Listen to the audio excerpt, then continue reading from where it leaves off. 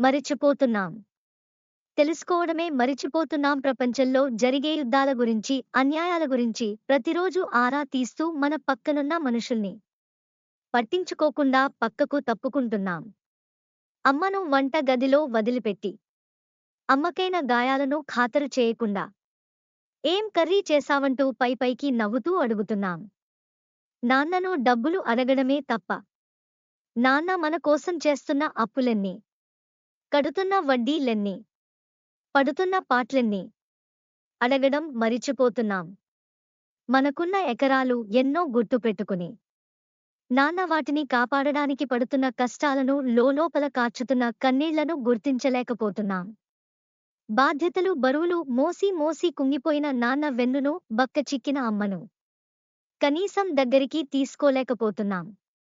Weekend విందుల్లో, విలాసాల్లో మునిగితేలి ప్రపంచాన్ని మరిచిపోవడమే మన ప్రపంచం అనుకుంటున్నాం.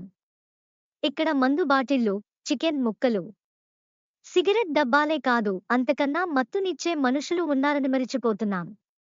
క్లబ్బులు పబ్బులే కాదు, మనల్ని తిరిగి మనుషుల్ని చేసే పుస్తకాలు ఉన్నాయని, మన స్వేచ్ఛ స్వాతంత్రాల కోసం వాళ్ల ప్రాణాలనే పణంగా పెట్టిన పోరాట యోధులు ఉన్నారని మరిచిపోతున్నాం. ఎప్పుడంటే అప్పుడు బిర్యానీ ఆర్డర్ పెట్టుకుని తినే మనం కలుషిత ఆహారం తిని విగత జీవులైన విద్యార్థులు ఉన్నారని తెలుసుకోవడమే మరిచిపోతున్నాం.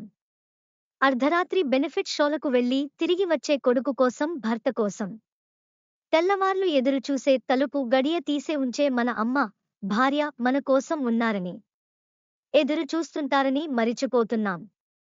మిత్రులారా, దయచేసి ఆడంబరాలకు వెళ్ళకండి. ప్రతిరోజు కాలినడకన, వ్యాయామం, యోగా ఉదయం, సాయంత్రం తప్పకుండా చేయండి. అలాగే వెజిటబుల్స్ ఎక్కువ తినండి. ఆరోగ్యమే మహాభాగ్యం. అందరికీ హ్యాపీ న్యూ ఇయర్.